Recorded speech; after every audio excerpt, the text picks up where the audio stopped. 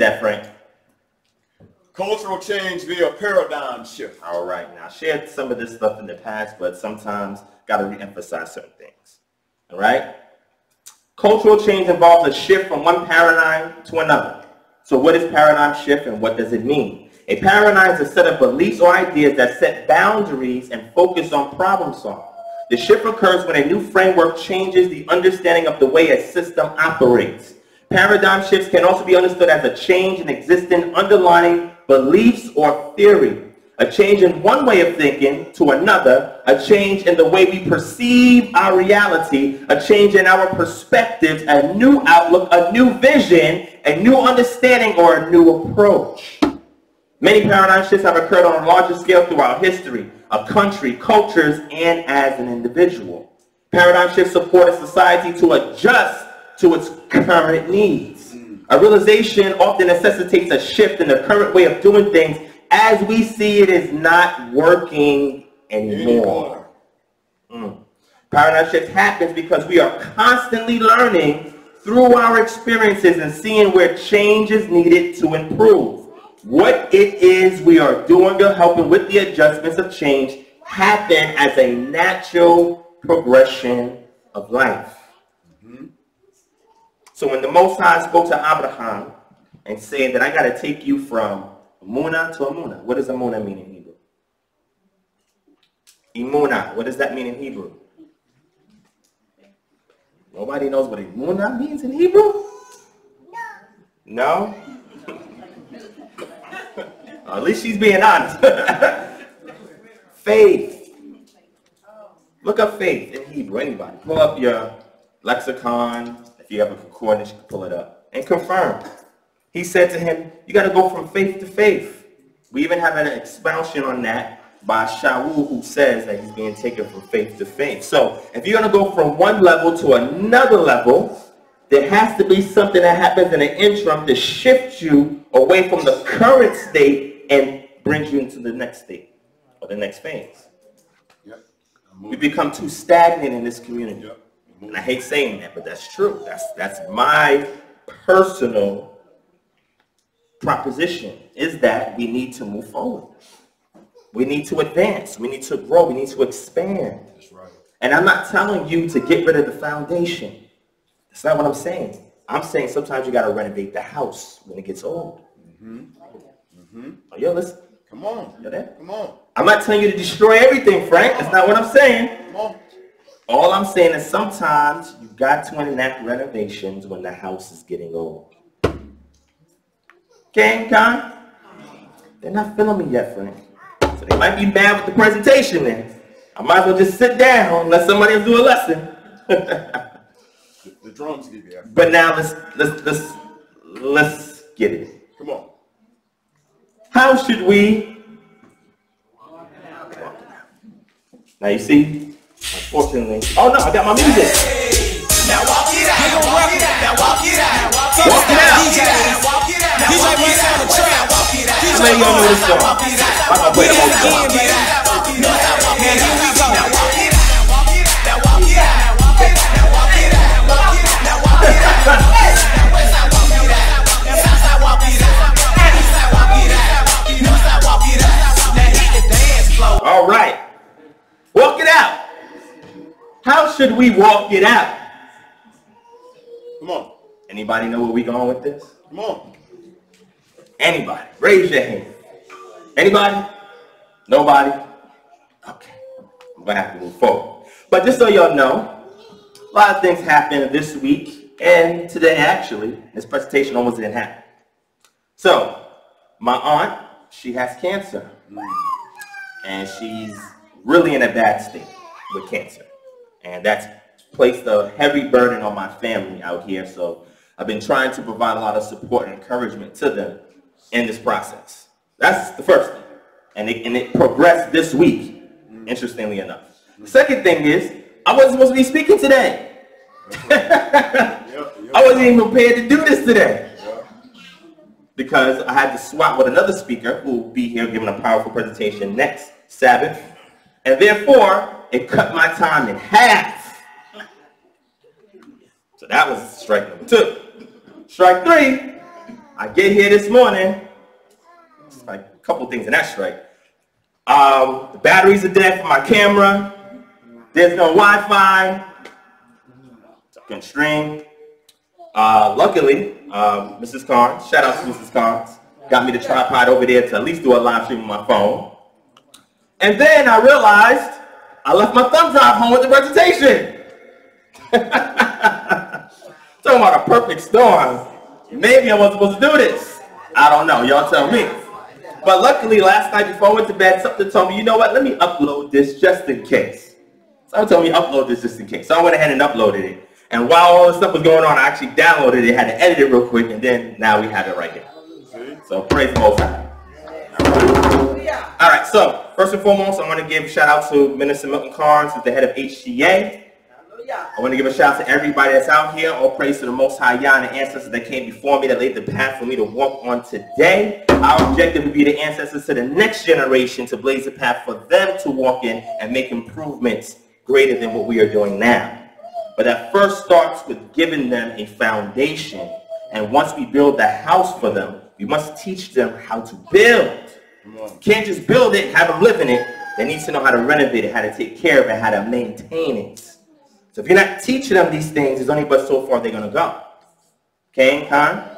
I'll give a shout out to my beautiful family right here. I want to thank the Most High for waking me up today to do this presentation, because I was up till 7 a.m. putting as much as I could put together, because I was not prepared to even do this today.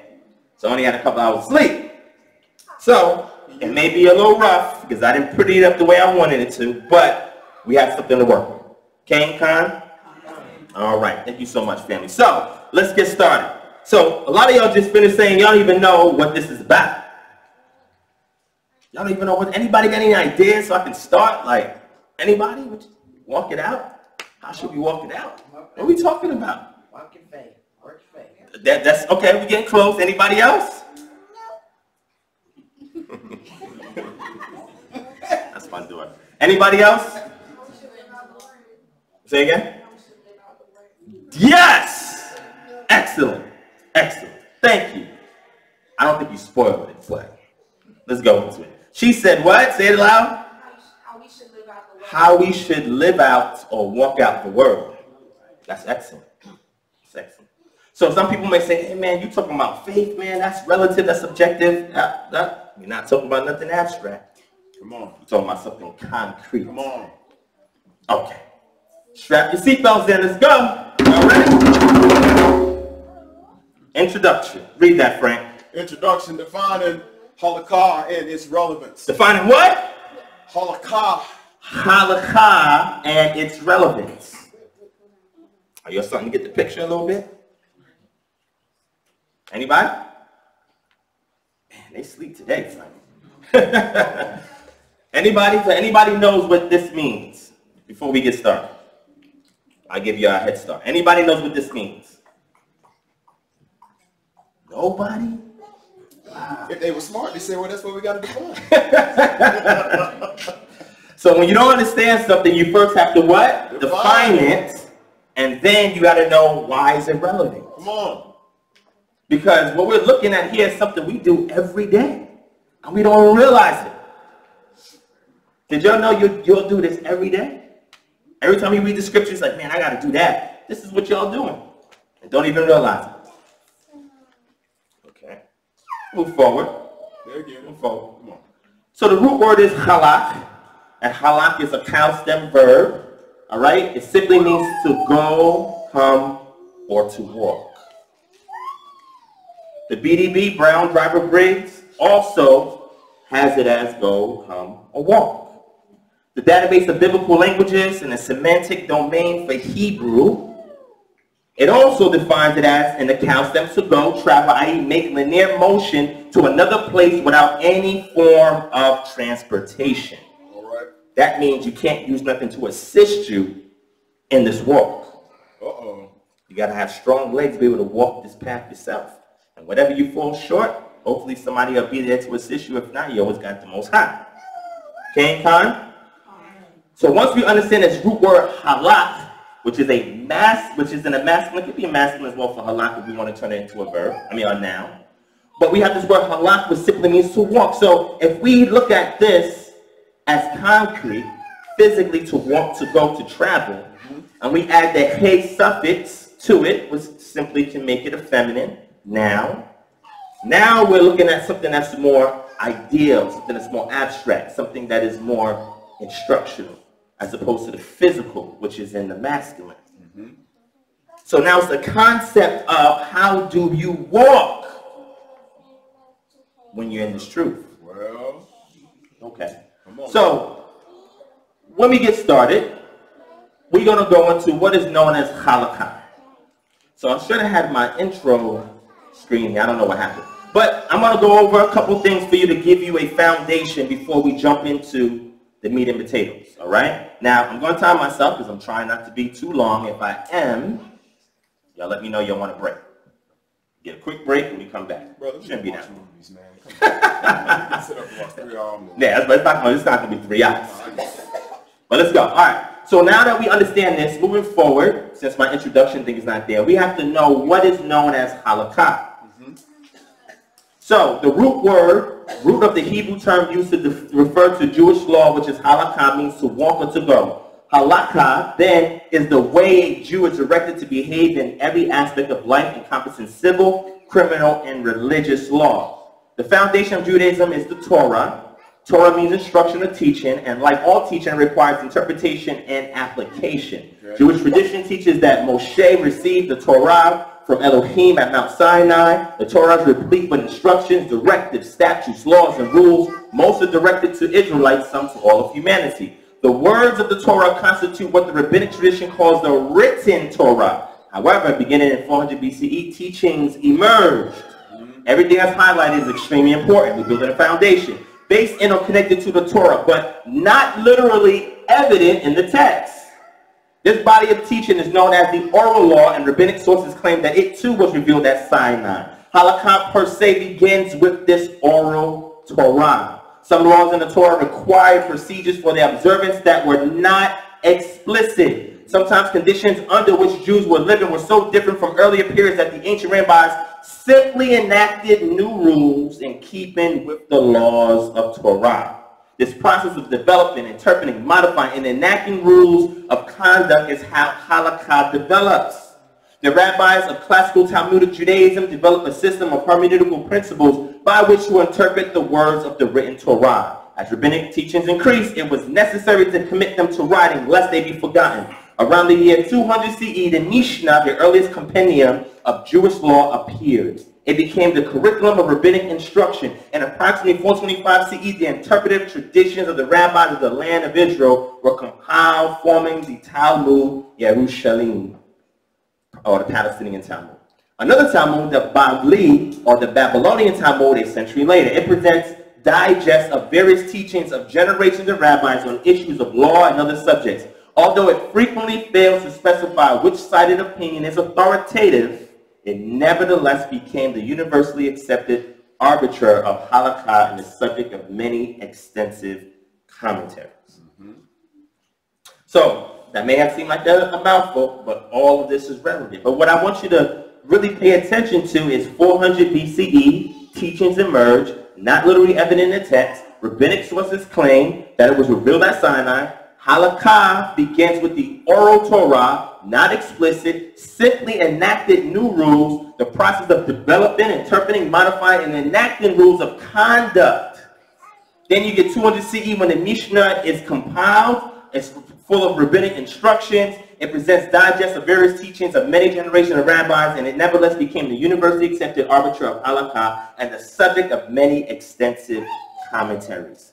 So now you should begin to understand what halakha is. Now some people may be thinking I'm going one direction, but don't assume anything till we get to the end. Do y'all get it now? Y'all understand? So we're starting to lay that cornerstone. Okay, Khan? All right, no information, but all of this will be recorded so you can go back to it, all right? Let's go to the next slide.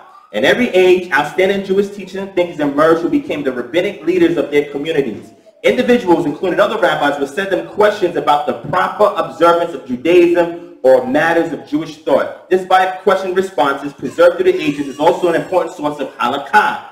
In the Middle Ages, the body of Jewish legal writing so voluminous that great scholarly acumen was required to be able to determine exactly what the halakha was on many points. Compendia of Jewish law was written to summarize the debate and render a decision. One of the most complete and influential of these is Maimonides' Mishneh Torah, or Rambam, which he's also known by, was compiled in the 11th century. The 16th century Sephardic rabbi Joseph Caro developed a handbook of halakha, the Shulchan Aruch, which means prepared table, supplemented by the comments of Rabbi Moses Ezerles, the leading Polish rabbi of the time. The Shulchan Aruch became the worldwide standard of halakha, authoritative, even if not the final authority, even now in the eyes of observant Jews everywhere. Historically, in Jewish law, majority view prevailed, while the majority opinion usually became the accepted practice. In certain circumstances, later rabbis could rely on a minority view in deciding a difficult matter. By the High Middle Ages, most Jewish communities each recognized one rabbi as their arbiter of Jewish law in that community. This system collapsed with the onset of modernity in the 18th century, particularly in Western Europe. Today, spiritual descendants interpret Jewish law according to their respective principles for their communities. The approach to halakha is the central factor differentiating Jewish religious movements today. That is extremely important. The approach to halakha is the central factor of differentiating Jewish religious movements today. So if you see a lot of these Jewish groups popping up, and you want to know what's the differences between them, you have to ask them, how do you interpret the halakha? How do you walk this thing out? The scripture says this, what do you do? The scripture says that, how do you do it? Okay, and Khan? So we see a picture here of what it is, where it's developing at, what are the standards as it pertains to halakha, right? We see two very important individuals, Rambam of Maimonides, Mishneh Torah, and Joseph Caro's Shulchan Aruch. These are the two standards when it comes to understanding the halakha, or the Jewish law. And the reason why is because if you actually ever read the Babylonian Talmud, which I probably don't even know if I have time to even finish it. It's a very extensive work. Very extensive work. I've read enough of it, but there's no way, I don't even know if I'm going to be able to finish all of it, right? But the point that I'm trying to make is what they decided to do is truncate it to things that are specific to requests and questions and inquiries that people have on how to practically walk it out. So they don't have to go back and read that huge volume, because it was not written for the layman to understand that. It was written when rabbis are trying to debate and trying to contain certain rulings by the Sanhedrin, or through other kinds of dialogue and diatribes in order to establish how do we walk out being Jews. Fortunately, do we even have a version of that indigenous in our community? No. You wonder why they win and we losing. Got to study this. Okay? Because it incorporates every aspect of life. Everything. Civil, political, health, everything. They address social life, life events. Everything is contained in their halakha. Okay. I don't want to give you too much to read. You read this already. But what I want to get into is 613 mitzvot. How many of y'all heard about the 613 statute laws and commandments? Raise your hand. Okay. Do y'all know where that came from? Raise your hand. Somebody raise their hand if they know who codified that. Because if you don't know who codified that, whose system you following? There you go. Who said that? Good. She said Rambam. That's one of the characters that we have mentioned earlier.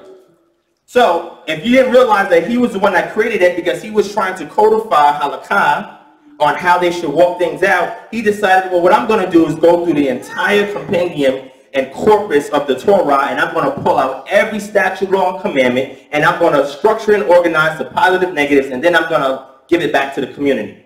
So they don't have to, most of them ain't even going to read the scriptures anyway. So let me make it easy for them. And he decided to do this. At the heart of halakha is the unchangeable 613 mitzvot that Elohim gave the Jewish people in the Torah. The word mitzvah means commandment. In a strict sense, it refers only to commandments instituted in the Torah. However, the word is commonly used in a more generic sense to include all the laws, practices, and customs of halakha. and it's often used in an even more loose way to refer to any good deed. Some of the mitzvot are clear, explicit commands in the Bible. Others are more implicit. That's important. And some can only be ascertained by Talmudic logic. That's interesting. Some of the mitzvot overlap. For example, a positive commandment is to rest on the Sabbath, and a negative one is not to do any work on the Sabbath. Then it breaks down the numerical value of how they got 613 by looking at Tav, Resh, He, and Tav, Vav, Resh, and He. And then they said when you put these together and you add 2, you get 613. The most accepted list of 613 mitzvot is Rambam's list in his Mishneh Torah. Many of the 613 mitzvot cannot be observed at this time for various reasons. You know, people say, oh, you keep the law? Can't keep all those statute laws, commandments. Well, duh. That's been known for years. So how do you reconcile that? Well, according to this rabbi school, the modern scholar Rabbi Yisrael Meir of Radin, commonly known as Chafetz Chaim, has identified 77 positive mitzvot and 194 negative mitzvot which can be observed outside of Israel today. So they're doing this work. Are we doing that work? Or relying on somebody else's work? Interesting. I wonder why we can't fix a lot of societal issues. We rely on somebody else's work who did it for their community, and they didn't have us in mind. I don't know if y'all know where I'm going at with this. Okay. Go there. Okay. Now I'm going to break 3 things down for you real quick. The Gezaira, a fence around Torah. A Gezaira is a law instituted by the rabbis to prevent people from accidentally violating a Torah mitzvah. For example, the Torah commands us not to work on the Sabbath, but a Gezaira commands us not to move an object only used to perform prohibited work, such as a pencil, money, or hammer. Did you know that? Because someone handling the implement might forget that it was the Sabbath and perform prohibited work. Oh, that's interesting. So they created this fence around Torah. It is important to note that from the point of view of the practicing Jew, there is no difference between the Gezaira and a Torah mitzvah. Both are equally binding. Wow. The only difference is the severity of punishment. Because in the Torah, we kill you. But now we can't do that. We can't kill you. Another difference between a Gezaira and a mitzvah is that rabbis can, in rare appropriate circumstances, modify or abrogate a Gezaira. Rabbis cannot change the Torah law that was commanded by God. So now we have this one layer that's right there. Second layer is called the Tachana, a law instituted by the rabbis. So one is a fence, one is the law within the fence. Halakha also includes some laws that are not derived from the mitzvot in Torah. So one comes from the Torah, one doesn't. That's interesting. A Tachana is a law that was instituted by the rabbis. For example, the mitzvah to light candles on Hanukkah, a post-biblical holiday, is Tachana. Did you know that? How do y'all know how to light the candles for Hanukkah? Where are you getting that from? Where's that information coming from? Who gave y'all the instructions? Why are you even doing it? If you don't even know why you're doing it, where it came from. You always have to seek out the provenance of a thing. Provenance is the origin. You have to ensure that whatever it is that you're seeking out that you get is going to aptly apply to you and allow you to yield the results that you're seeking for. Okay? The practice of public Torah readings every Monday and Thursday is a Tachana, instituted by Ezra. Did you know that? That's what they believe. Some Tachunot vary from community to community or from region to region. It was accepted by Ashkenazic Jews, and this is in reference to polygyny, who lived in Christian countries where polygyny was not permitted, but was not accepted by Sephardic Jews who lived in Islamic countries where men were permitted up to 4 wives. A Tachana, like a Gezaira, is just as binding as a Torah mitzvah. That's really, really interesting. Okay, we get it.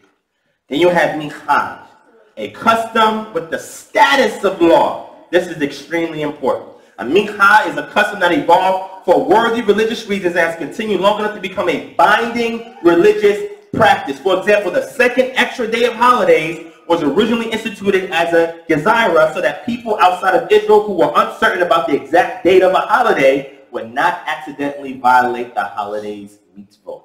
After the mathematical calendar, which Hillel II created, was instituted, and there was no doubt about the days, the added second day was not necessary. The rabbis considered ending the practice at the time, but decided to continue it as a binding custom.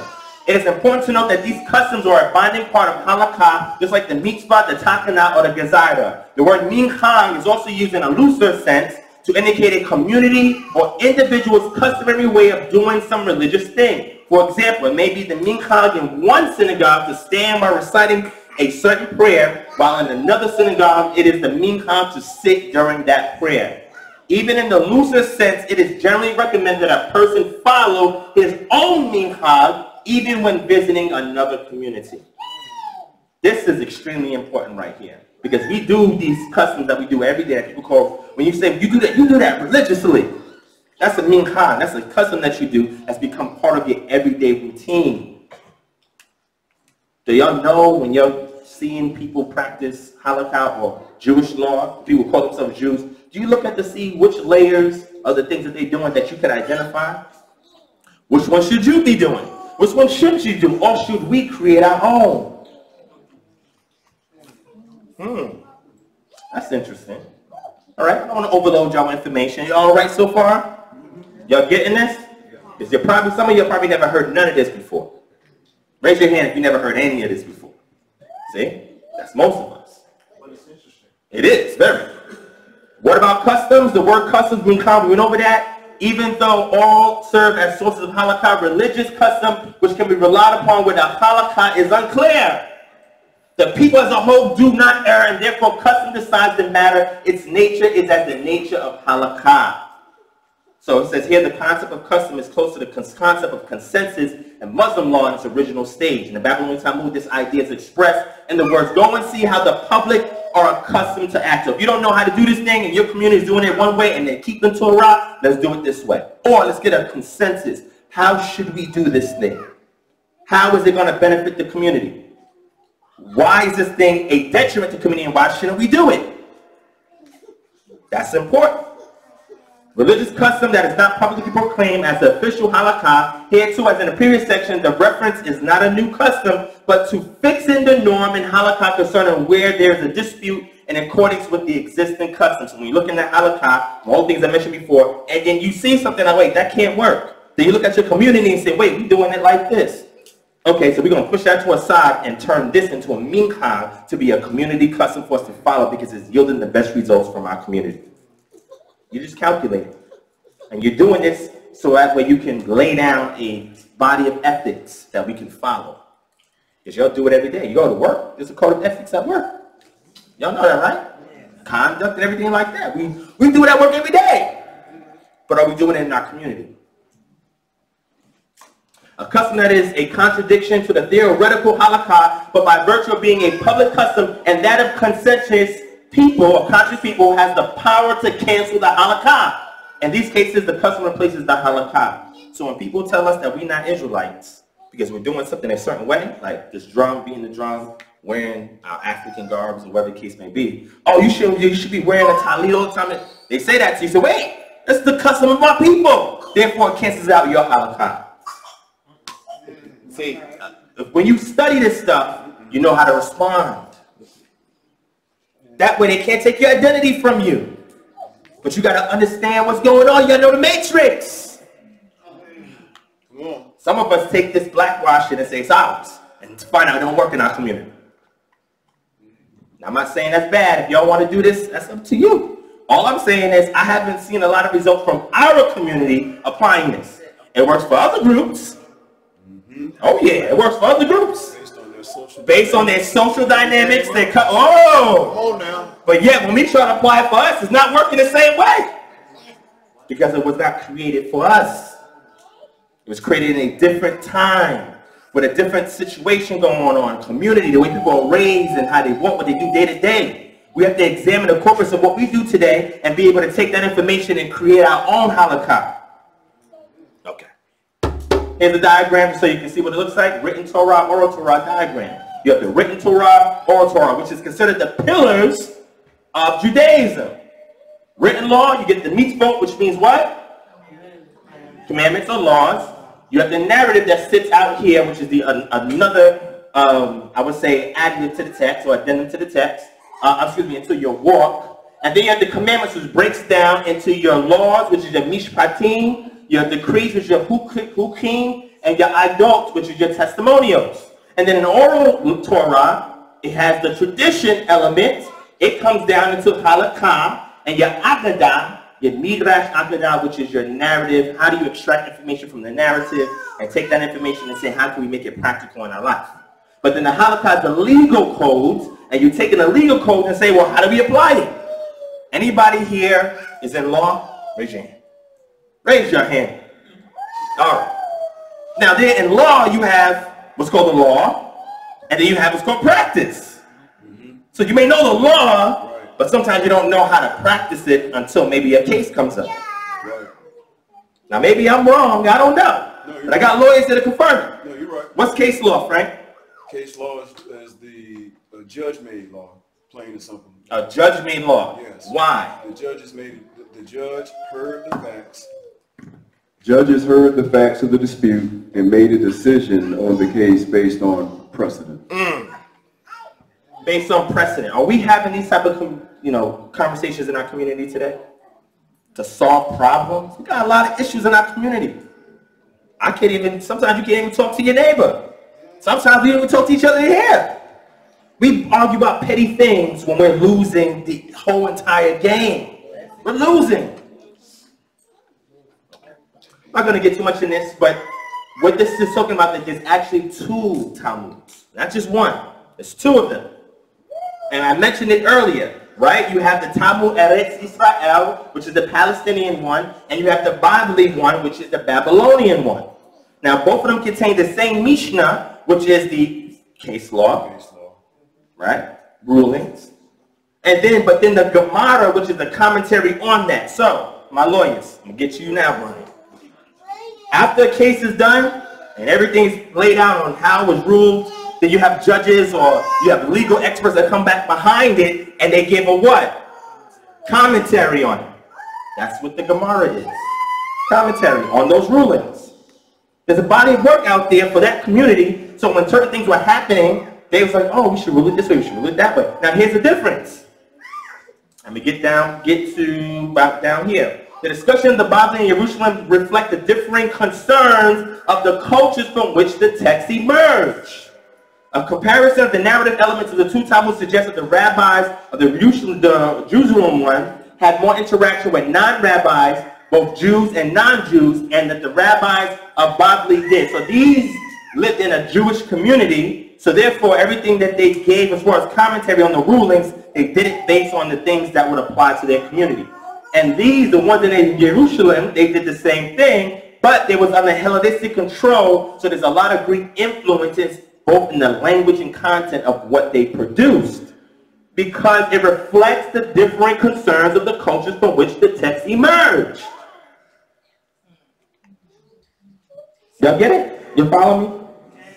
The 3 stages or 3 eras of the Talmudic, what's called the Talmudic era, the Tanaim, the Amoraim, and the Geonim. So the Tanaim is from 10 BCE to 200 CE, and this is when we have Rabbi Judah Hanatzi, who redacted the Mishnah. So he went back in, made some changes, compiled it together. Now we have it in its final form. That's the Mishnah, the rulings. That's the oral tradition that they wanted to capture and keep because they was going to get kicked out the land. So these rabbis say, look, everything that we're saying orally, we got to put this in something so we can refer back to it. So that was during that time period, all right? Move forward. You have the Amoraim period from 200 CE to 500 CE. So during this period, now the Gemara is added in the Jerusalem area that was influenced by Hellenism. And then you had a community in Babylon, a thriving Jewish community in Babylon. When they got kicked out, they went to Babylon. You know why? Because it was comfortable there when they first went into Babylon. You all know the history? They didn't want to come back to the land. They stayed right in Babylon, was getting fat, comfortable, and then the Most High sent prophets to call them out to come and rebuild the city. Okay, Khan? So during this period of time, it says traditionally the Amor period is reckoned as 7 or 8 generations. The composition of the Mishnah by R. Judah Hanasi in the beginning of the 3rd century and subsequent dissemination and gradual acceptance in the academies of the land of Israel and Babylon led to a break between scholarly activity of the earlier period and the halakhic and academic activity of later scholars. So now, once he laid down the framework, people started adding their commentaries based on the needs of their community and their understanding based on where they were at.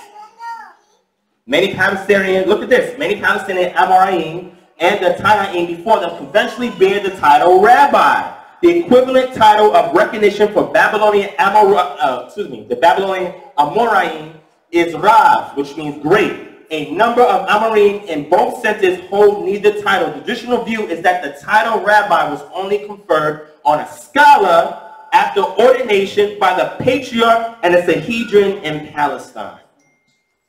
Interesting. Here's the last stage, the Geonic period. These were the heads of the rabbinic academies in Babylon. So now we disseminated the Mishnah, we added the Torah, and now that information is now given over to other academies that are looking at this information and adding their own commentary. During this time, Babylonia was the spiritual and political center of diaspora Jewry and Jewish communities. They looked to the Goyim for authoritative teachings on halakhic matters. Under the leadership of Goyim such as Rabbi Yehudi R. Amran, R. Saadia, and Samuel ben Hafni, and all these other individuals, the Babylonian Talmud became the primary authoritative text for deciding halakhic matters. How you walk it out, you went to the Babylonian Talmud in order to understand it.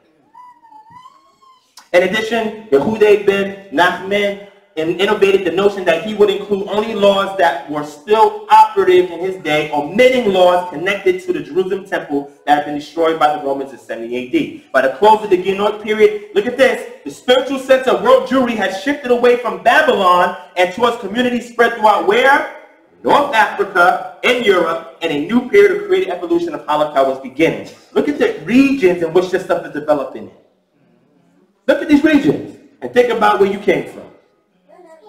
Man, I didn't get a lot of response on that.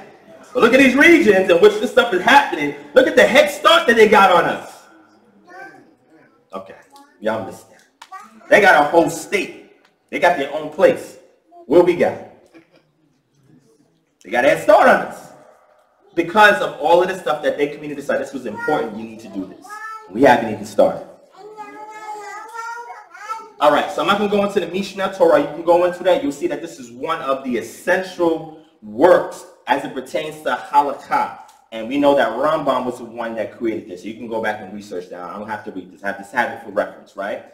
The second work that you need to be familiar with is the Shulchan Aruch. This was also done not by Rambam, but somebody that came much later. So you had an individual named Yaakov Ben Asher who produced the Arba'a Turim. And that is also a good work if you can get your hands on it. I haven't found anything that was translated in English, but I've been trying to work my way through it. But if you want something that is equally the standard today, let's take a look at the Shulchan Aruch, which means set the table. It was written by Yosef Karo. We went over that. But look at this. I just want you to see the history of what's going on here, because when you understand this, when you encounter somebody that calls themselves a Jew, that's part of Orthodox Judaism, you know how to respond. You know how to respond. A lot of times they get you in a dialogue, you don't even know what to say. But you got to understand how things are working. This is one of the works that they go to. So when we read it here, it says, Cairo was part of a Sephardic family. Where? Sephardic family that was expelled from Spain in 1492. The Cairo family eventually settled in Safed, the area of northern Israel where the mystical circle of Isaac Luria then flourished. In the introduction to his work, Cairo explains that the expulsion of the Jews from Spain and their subsequent dispersion among Ashkenazim communities had caused confusion about the rules of observance. Sephardic Jews often found that their inherited traditions differed from those of the Ashkenazi Jews into the communities they had moved. That is a game changer. Because when people say, oh, that you're not an Israelite, you can say, wait a second, let's go into history. Y'all know what the Shulchan Aruch is? Yeah, we know what that is. Well, how did that develop? And why? And they got to step back and think and say, wow, you got a point. Because now we're going to get into how we walk it out, how we should walk it out, and use that and weaponize it against those who are trying to oppress us and deny us of our claim to be Israelites. This is who I'm talking to right now. It's my community. Almost 500 years after Cairo produced a work intended primarily for those unable to study the more complex legal works, so he gave you a abridged version of understanding the Talmud and the Halakha. His Torah has become the primary textbook for most traditional Jewish schools and yeshivas. He's a Sephardic Jew who went into the region where Ashkenazi communities were at, and he caused the change. So now his work became the standard by which the Halakha is understood by Jewish schools and academies today. So if you don't have this in your, I don't know, your library somewhere, or you don't have Rambam's work, then you'll never understand what it is that they're doing and how they're winning. You don't have their playbook. Okay. So here's another section here. Who is a Jew? So how do they determine who is a Jew? Anybody? When they say, are you a Jew, how is that determined? Anybody? How is that determined? From your what? Mother's lineage, and what else?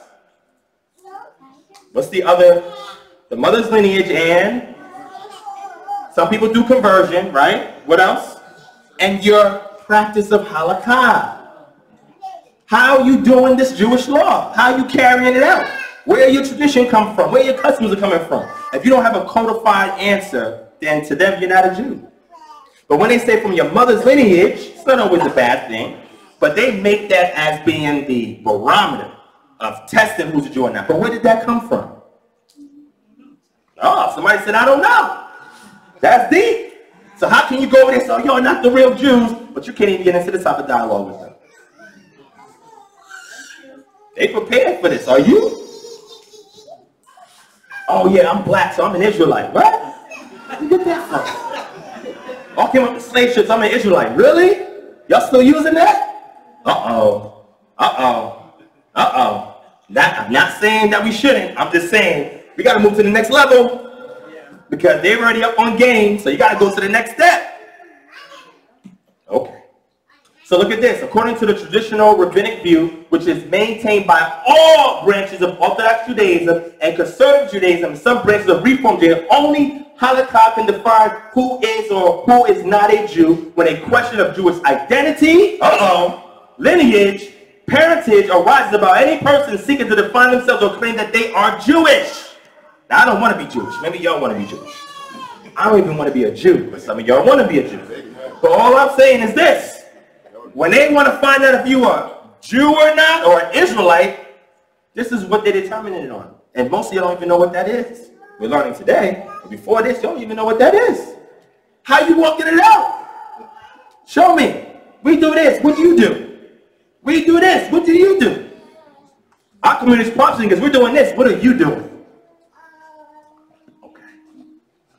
As a result, mere beliefs and the principles of Judaism does not make one a Jew. Similarly, non-adherence by a Jew to the 613 Mikveh or even formal conversion to another religion does not make one lose one's identity. So if we call ourselves Israelites, and we can prove it somewhere, whether or not our people are asleep or awake, that does not take away from their heritage or their identity, according to this dialogue. Are y'all understand what I'm saying?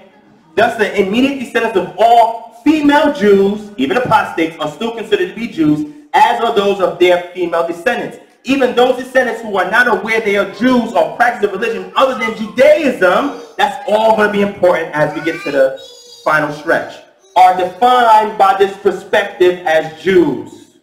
Then it says, as long as they come from an unbroken female line of descent.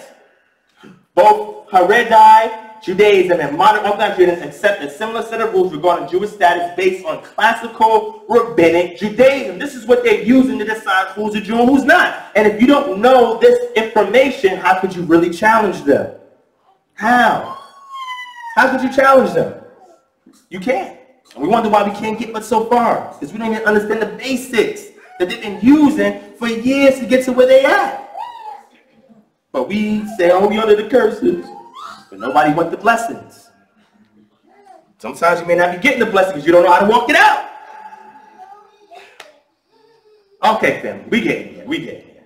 All right? It says, include both naturally descended requirements that conversions must be performed by Orthodox rabbis and reverse promise, blah, blah, blah. However, their application of these rules have been different, and the difference has been increasing in recent years. What I'm saying is this. This stuff has been challenged by all different sects and groups everywhere. And they've done it academically, point for point. We ain't got that. So how you going to say that, well, I'm a real Jew, I'm a black Jew, you're a fake Jew? What you mean I'm a fake Jew? Prove you're a black Jew. Well, Deuteronomy 28 says that's all you got. That's it. I'm going to show you what our people have been doing for hundreds of years. Boom, throw out the body of work. Compete with that.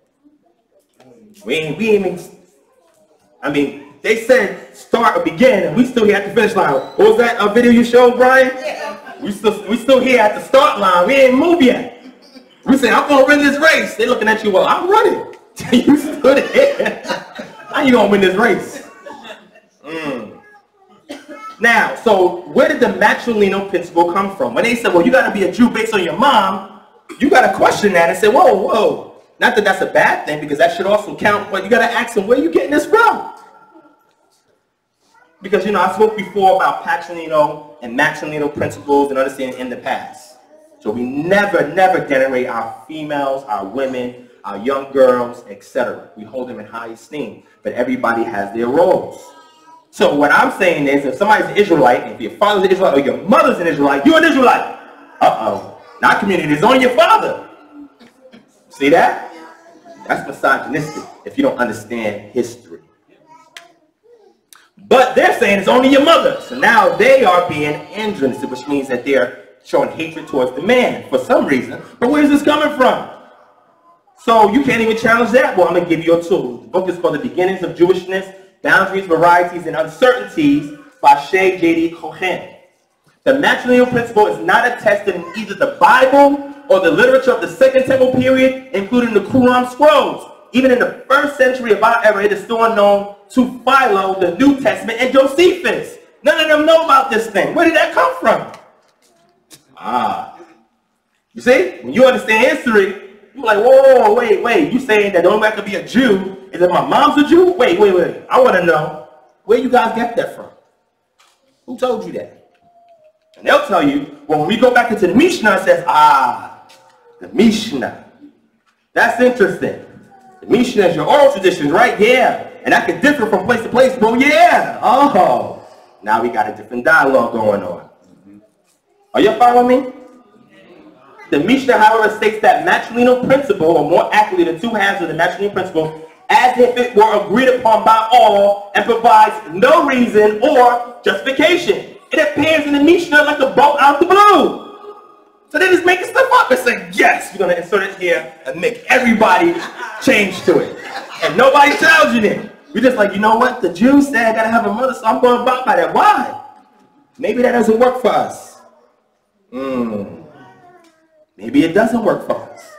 But how do we challenge it? We got to first understand what's going on. And there's a lot of, scholarly debates on where they derive that from. But one of the ones at the forefront is that being in Roman captivity, that they had adopted something that the Romans were doing as far as understanding lineage. When you don't know Roman law, we don't know all of this stuff, it makes it difficult to really understand whose reality are you really living. Are you living like your ancestors, or are you living like the people who got more power than you that you're saying is not really Jews? You can't even have that discussion. But now next time they say to you, you got to be from your mother's lineage as a Jew, you're like, show me that in the scriptures. So what they'll do is they give you about 3 or 4 proof texts that does not explicitly say that the only way to tell that you're Israelite through your mother's lineage, the text doesn't say that. But they go to text so they can try to like trick you into thinking, well, it's there in the Bible. I'm like, no, it's not there. All scholars know it's not there. All right, so what's next? All right, well, in our halakha, the Mishnah said, got him. Well, you know what? I'll say to them, you know what? In my community, we got our own Mishnah. So here it says, they're going to be like, oh, you do? Oh, yeah. We ruled on things in our community based on a calculus method of understanding what things work, what things don't work, and how we can use this in order for us to rise up in our current captive state. Therefore, we created our own Mishnah and our own form of halakha. And our great teacher in our community, we wrote this compendium here, and it says this, and that. So therefore, I don't have to submit myself under your rule authority as a, Orthodox Judaism? Okay, but we have our own form right here. So you can never control the narrative over my life. But we don't have to. I mean, we don't have that. Well, we don't have it. I'm working on one, but I need help. I need help because these things are designed to benefit our community. All right? So if you want to go back and do further research on all of that information I just gave you on Halakha, you got to go get the Babylonian Talmud. If you want a copy of this, I have a copy of that. I can email this to you. It's about 3,224 pages. All right? So if you want to take time and read all of it, hey, let me know so I can come to you with questions. You know what I'm saying? But this is what they've created that pertains to their community, and that's why they're benefiting from it. So I'm looking at the Bible, you reading it and I'm reading it, and you prosper and I'm not. Something's wrong. Something is wrong. How come you prosper from reading this book, and I'm reading the same book, and I'm stuck here? The difference is halakha, how you walking it out. See, what we're doing here, what KHF does in HEA, we're trying to shift that paradigm to get you more active, whether it's academically, politically, socially, because when we can start doing these things and then codify that knowledge and apply from community to community to community, see what works and what doesn't work, and then we have a consensus across the board, now we have something that is more fortified that we can weaponize and say, look, you can no longer attack me on this. And now we can be on the offensive. All right? The other books that I gave y'all, the Mishneh Torah by Rambam, the Shulchan Aruch by Yosef Karo, and then we have the what? The Arba'ah Turim. So these are the 3 books. If you don't want to read that Babylonian Talmud, but you just want like a short breakdown of it, these are the best things to get. Matter of fact, I really prefer the Mishneh Torah. That gets you really in it. This right here is a little bit longer. This right here is a little bit longer. But this right here and this is what they use. So if you don't know what their playbook is, you don't know how they're in control. You don't know how they're doing what they're doing because you don't got their playbook. Now, does that mean that all people who subscribe to being Jews subscribe to that? No. You have Karaite Jews who don't subscribe to any of the rabbinic authority. And they're identified as Jews. Well, how come these Jews who are rabbinic Orthodox Jews and conservative Jews can tell me I'm not an Israelite because I'm not abiding by their compendium of statutes that they've created alongside the written law, but yet these Karaite Jews who don't even deal with the Talmud at all, y'all accept them as Jews. Because they're all white. But we're not going to get into that right now. When it comes to me, now it's a big issue, right? Y'all read this for me real quick. Somebody read that. Okay, I got about 30 minutes left. We should be done. Igbo self-identification. I choose my words carefully. As Israelites, briefly outlining the claim. Now, how many of y'all saw my lecture from last year in March that I did on the Israelite time capsule that's left in West Africa? How many of y'all seen that? Raise your hand. Only a few people. Yeah. That's fine. I'm going to outline it really brief. What I will say to you is this. You see what kind of garb I got on right now? See what kind of hat I got on? Am I a Hamite? And people look at me like, that brother just like a Hamite. Really? Where you get that from? Where you get that from? I don't know where they get that from. How am I supposed to dress as an Israelite? Y'all show me in the text how am I supposed to dress as an Israelite. The only thing they can go to is CTs. So if that's all you got, how you going to tell me this is not my formal garb? Because you're associating concepts that shouldn't even be in your mind. Y'all don't understand the Hamitic hypothesis, the Oriental hypothesis. Y'all don't know any of this stuff. So people are being guided by things that they have no clue what it's referring to or what it's about. But this is not the place or the discussion for that. We're trying to decide as Israelites. We're going to identify as Israelites. Where's our halakha? Where do we get it from? Okay. So the Igbo self-identification as Israelites, I'm just going to give you what the claim is by them. And if they're claiming this, and white Jews are saying, no, that's not true, but they don't have all the understanding that I just shared with you, then obviously they can't make a case. So we must use our intellectual property, transfer it to them so we can strengthen them, we can work together. Some people call that Pan-Africanism. Pan-Africanism. Man. Pan-Africans. All right. Let me leave that alone. Because I know some people looking out there and say, what, you a Hamite? You thinking like a Hamite? I'm like, all right. Just keep going. Like that's a bad. You know what I'm saying? Like it's a derogatory term. It's fine. Let's keep it moving. All right? You can go to this organization. It's called the Igbo B'nai Yisrael Jews of Nigeria. And this is by the Igbo B'nai Yisrael Association of Nigeria. You can go and download this for free. But all I want to show you is what their claim is of self-identification. This is Southeast Nigeria. How many of you are familiar with the Biafra and what the Republic of Biafra is? What that is? I don't understand it. Okay, because if you don't understand that, you don't know why they're trying to claim to be Jewish. There's a reason why they're trying to get, sovereignty from the state of Israel, which they should not be doing. They should not look anything like Jews. Right.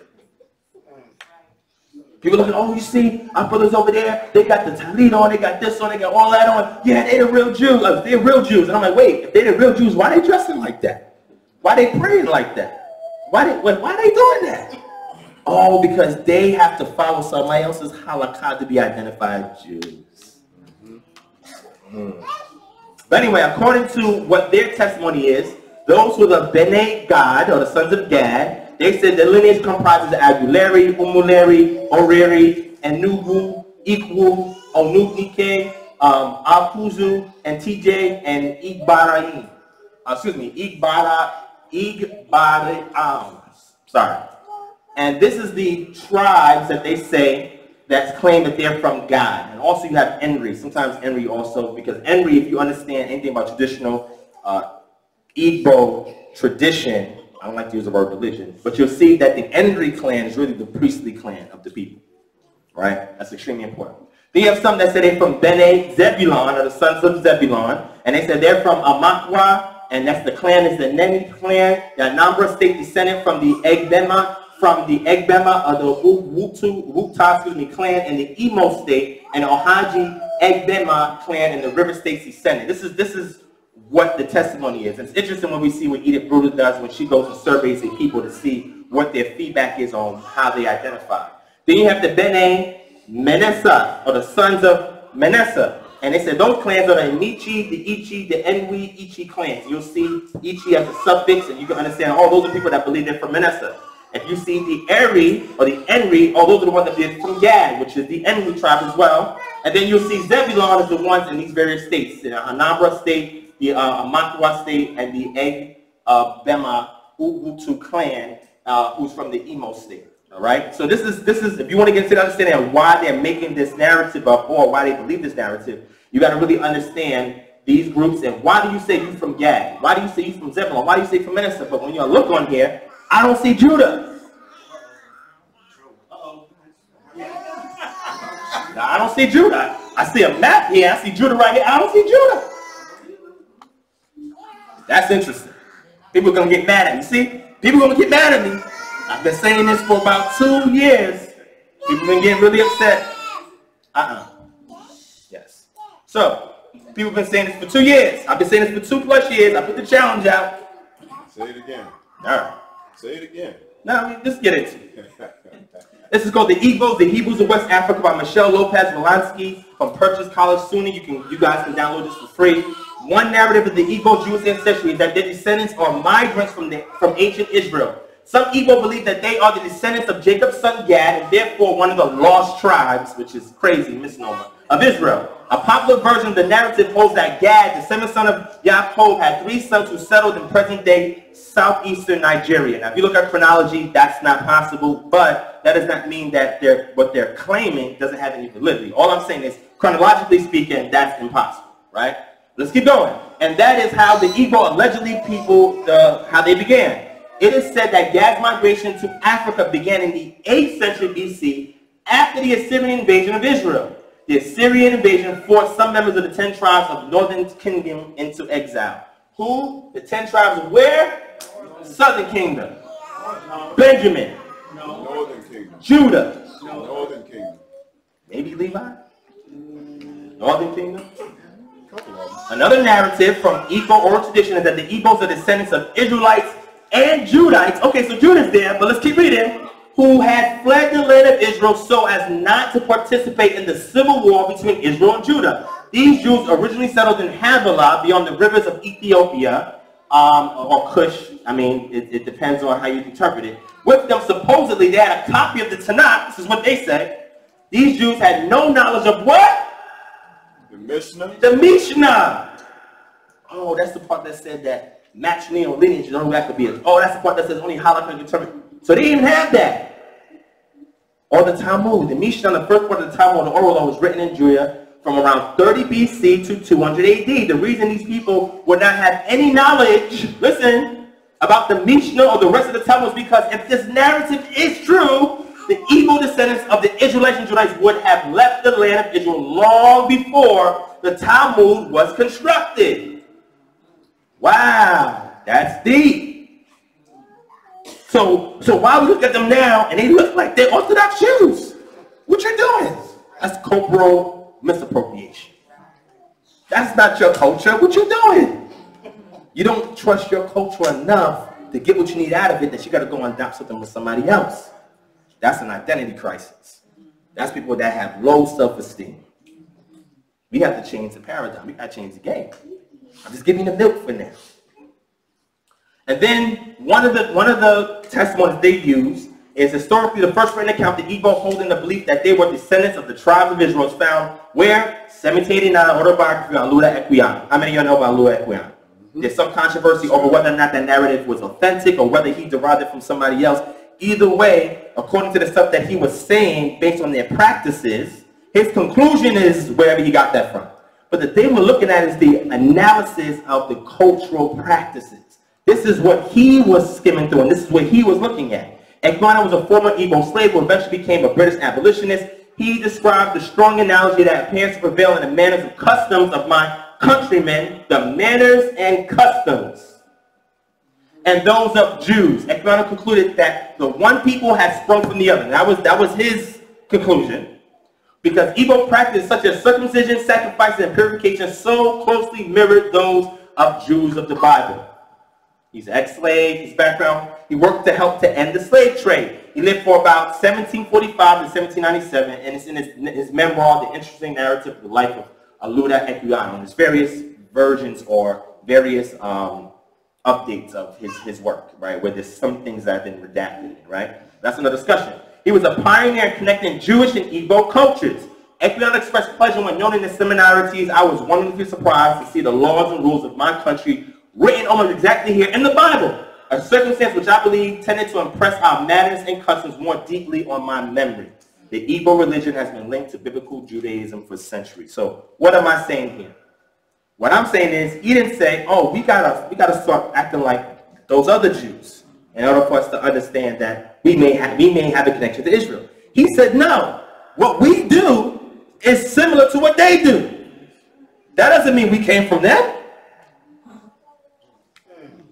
Oh, that's interesting. So why are like the Igbo now trying to go back to Second Temple Judaism and practice Orthodox Judaism? Why are they doing that? Why you need these rabbis of a different ethnic group than you to fly in and teach you stuff? What you need all of that for? The Hebrewists. Do y'all know the difference between a Hebrewists, those who call themselves Jews, and then the Sabbatarians in Igbo land? Raise your hand. Igbo land, what is the dominant religion in Igbo land? Christianity. What's the dominant religion in the Hausa states, the House of Fulani states in the north? And towards the west, the Yoruba. What's the dominant system there that they believe? Some of them are Christians. You have more Catholics in Igbo and more Protestant Christians in Yoruba. But then even out of all three of these, there are some other people who don't participate in none of that. And they have what's called traditional African religion. That's what academia calls it. Right? King Khan. Yeah. But even within these groups, there's different ways of thinking. According to Edith Bruder, who is a critic of these people who claim to be Jews. She's a critic. She doesn't even believe that they claim is true. That's why I like reading critics, because I like to get that information and see what their point of view is. And then if I have a hypothesis, I need to measure it against what it is that they're saying and see if I can still get to my thesis after I've weighed all the data and I decided to filter it to get to a conclusion. This was the process that you go through. But then I realized she said something really interesting. She said, today, 3 categories of Igbo claim to link to Judaism. The Hebrewists, who consider themselves as pre-Talmudic Jews on the basis of alleged Hebraic traditions of their forefathers. That's the first group. I have them in green for a reason. The second group is the members of the various recent Jewish congregations who have been striving towards Jewish recognition for some years. These people are not trying to be Jews. But these people are. But we're studying the wrong people. Why are we not talking about these guys? There's a reason why. And then lastly, you have the ones that call themselves Sabbatarians, and they practice a form of Messianic Judaism. Or Christianity, and they keep Sabbath. And then some of them believe, well, yeah, we could be descendants of Israel. Some of them don't believe it, right? But importantly, we never study the Hebrewists. Because according to my understanding, they have the best argument if you're going to argue to be Israelites. They have the best argument. The best argument. Not these other people. Them. And there's a reason why. Because guess what? They did not convert to Christianity. They didn't convert to Judaism. They just said, hey, you know what? If I look at my culture, I see some things that seem to be pre-Talmudic. So there could be a degree of Hebraic customs in there, but we walk it out a different way. We don't call it Judaism. We got a different name for it. OD9. We got a different name for it. Omugwo. That's how we walk it out. I don't know how these Jews are doing it, but that's how we walk it out. And we know the reason why we developed what we have today, what y'all may call halakha, is because we didn't have the Talmud. We didn't need it. Okay. So here, she said that sent in 2005 to Gihon community, the Abuja, concerning the oral tradition of the family members of this community. It appears outside of palpable thirst for Jewish studies in life that almost all of the respondents are convinced of their Jewish heritage and consider that they grew up with the idea of their Jewish origin, even if they formerly practiced Christianity. Overall, the questionnaire showed that the majority of the community members considered that the traditional Igbo religion, which existed before the arrival of Christianity, was like Judaism. And they explained their reconnection to Judaism as akin to a revelation. Okay. As concerns their expectations with respect to their Jewish affiliation, almost all the respondents expressed Jewish aspirations such as a return to Torah, the desire to visit Jerusalem, and a desire to reclaim a heritage that has been denied them for so long. You know why? Because they're playing somebody else's game. And they don't know how to change the rules. How many of y'all play Monopoly in here? Did you know that Monopoly really teaches you how to work out there in this real life? Exactly. And a lot of times we don't make it out there because when other ethnic groups raise their kids, they play games like Monopoly. What we do, put the Wii on and start twerking. I'm just saying. Yeah. I'm just saying. They learning the rules of the game, and we over here getting engulfed in entertainment and have nothing to show for it. So she sent this questionnaire from this whole entire community, and they all believe that they have some Jewish origins. Jewish, and that's the wrong word. That's a misnomer. She should never use that word Jewish, but when they use the word Jew, the reason why they do that is to automatically, presuppositionally disqualify you from any claim to any identity other than how we define Jew. But they're not from Judah. Or the ones that are, they don't practice Second Temple Judaism. There's no Talmud. They don't have none of these things. But they're walking it out a bit differently. And then she goes on to other references that you can go back and research. The interesting narrative of the life of Lula Equiano. Also, James Africanus Horton, who was a black guy, in his book West African Countries and Peoples, argued that the Igbo religion showed clearly that they were one of the lost tribes. That's what he came to the conclusion of. And in his work, somebody different, Igbos, Hebrew exiles from Israel, Professor Aliezi, a renowned historian, wrote an estimated number of 400,000 Hebrews arrived in the apparent safe territory of Nigeria in about 686 BC. Now, I don't know if that's true or not. That seems like some conflated numbers. But he is a renowned historian of his people, of his community. And this is what he's saying. He's also looking at the evidence and, well, you know, yeah, I think some of them migrated over here.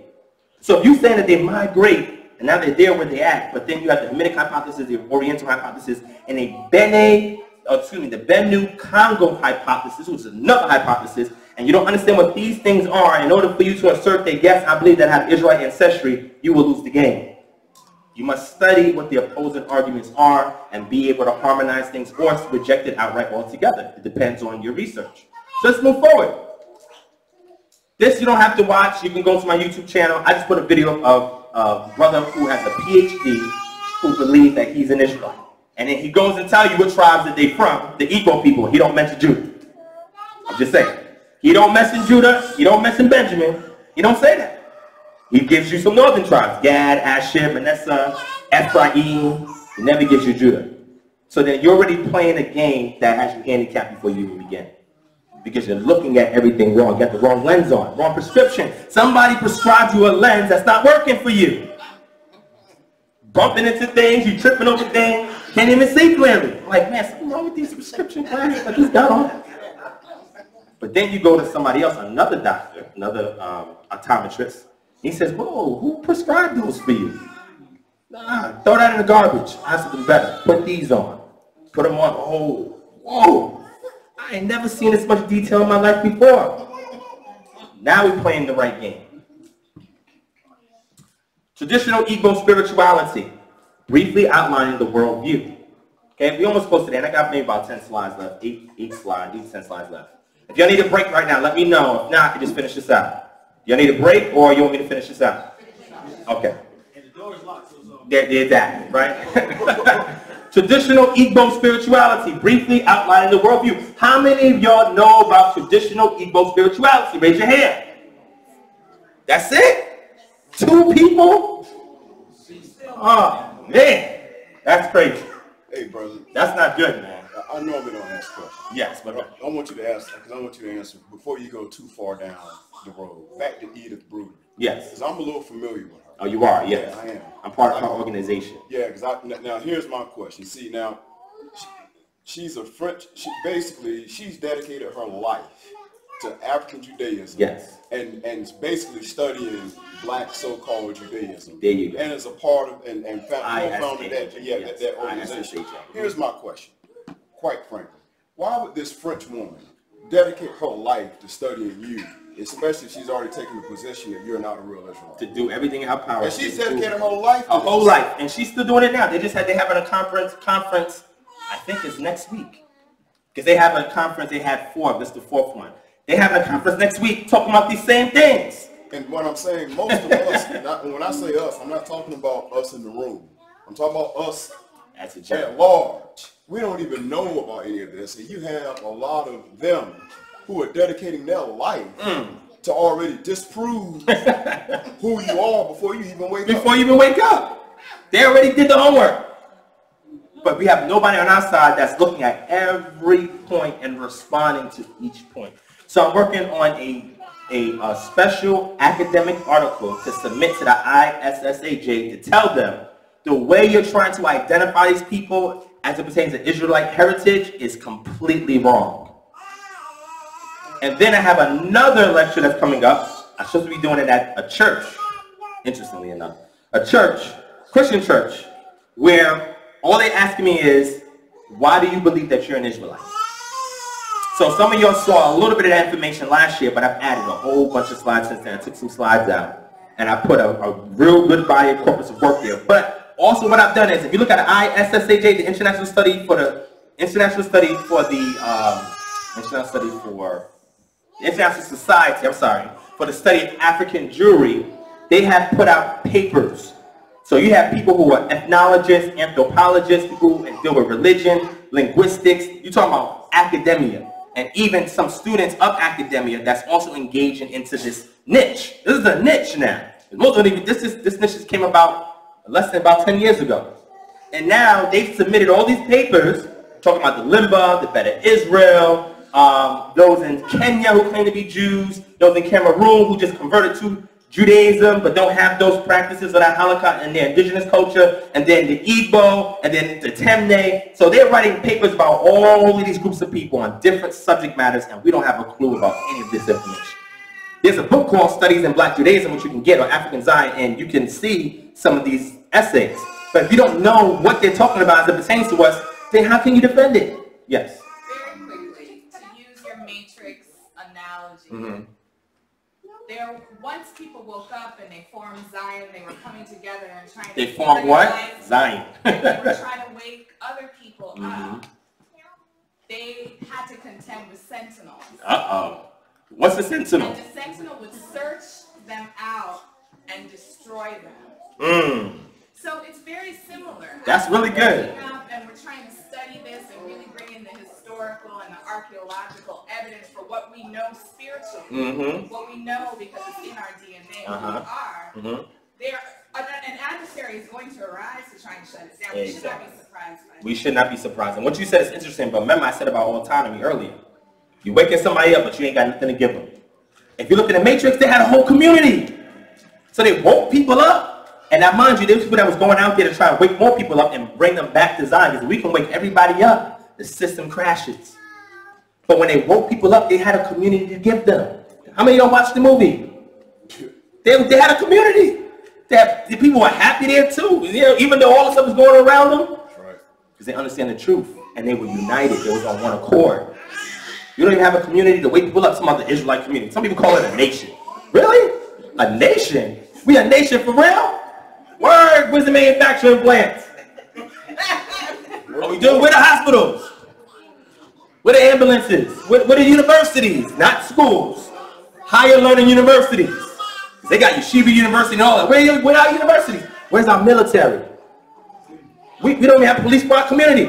You talking about we a nation? Somebody's being confused. We ain't no nation. Israel was a nation. We ain't no nation. Those who we say call themselves Jews, they established a state in Israel. They worked hard to get that. Most of us don't even want to lift a finger to even research this. Divine, I thought of a community like that.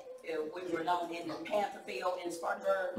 We was the first free black slave. Are you listening? Are y'all listening? Yes. And we formed, they gave us one piece of land, that was the church. We formed our own community of grocery stores, mechanics, nurses, doctors. No white policeman policed our neighborhood. The first 2 black policemen in the city of Spartanburg. Wow. We helped promote Jesse Jackson to, I mean, it was like it. And eventually, they always come in, like you say, the Seminoles, they do away with that. They start the first integration with us. I'm one of those first people to move us away. And that's the thing. Anytime y'all waking up, or we sense any black messiah, you gotta go. You're gonna get rid of it. But that doesn't mean that we can't get any breathing room. How many of y'all was here last weekend? So you got the history, then you got the practicality. We can create breathing room. And there's things that we doing. And I'm on 3 projects that's helping to create that breathing room. My brother Frank and brother Brian are also doing projects to help create that breathing room. Brother Raphael and his organization also extending to create breathing room. And he's a Moor. He'll say, we all Moors. We're Moorish Hebrews. But we can't even have a diplomatic discussion with other communities, but yet we trying to beat these guys. That's crazy. That's crazy. But anyway, the reason why I'm bringing up traditional Igbo spirituality is because you have to understand what this is. I'm going to go into the 2 terms real quick. Ondine Nani. How many of y'all know what that means? Raise your hand. My 2 brothers that studying Igbo culture. Raise your hands. You're talking about you're studying Igbo culture. Tell me what Ondine Nani is.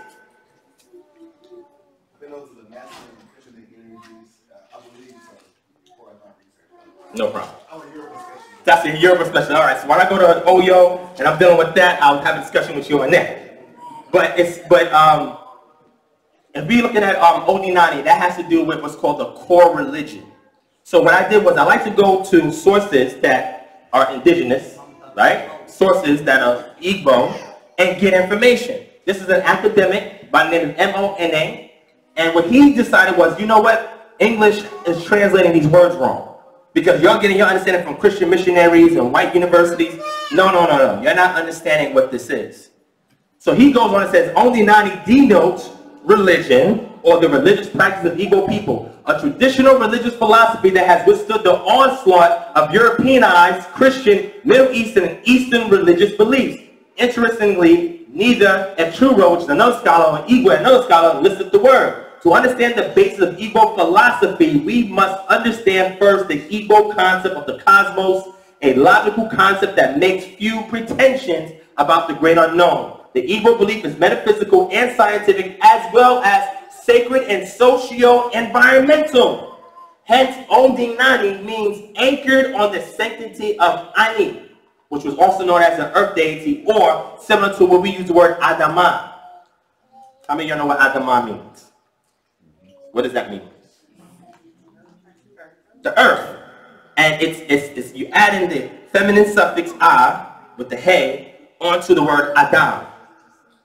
So now you're giving it a more transcendental, some more metaphysical, maybe more conceptual kind of aspect. But what you're doing is you're looking at the feminine aspect has to do with what the earth is, its sustenance, and what it can provide, what it produces.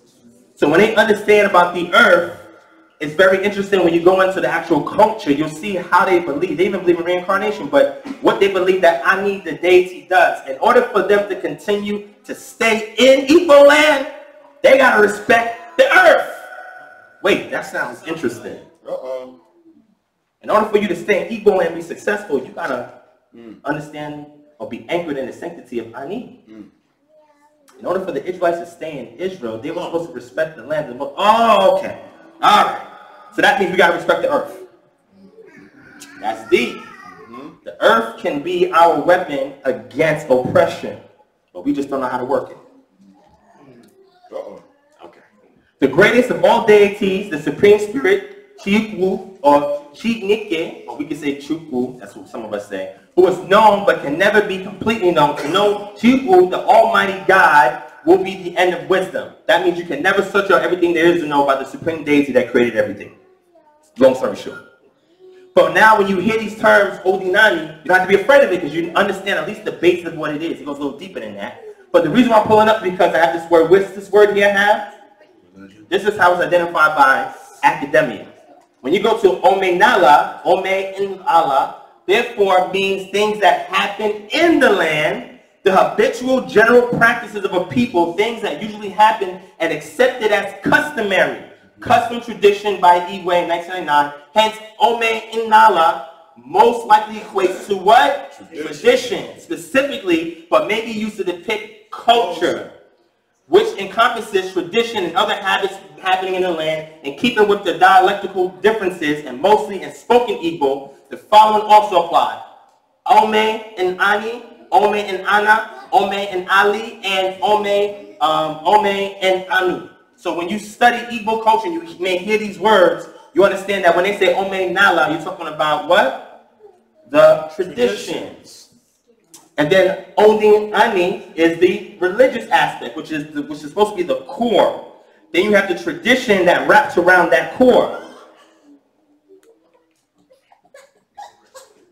And when you go to Odi Ben Indi, or Odi Ben Indi, which means that which is practiced amongst a particular people, a people's peculiar practice and a customary heritage, where B is short of Ebe, place where, and Indi means people of. Hence the term Odi Ben Indi, which Ichuro rendered as Odi Ben Indi, reflects heritage or custom.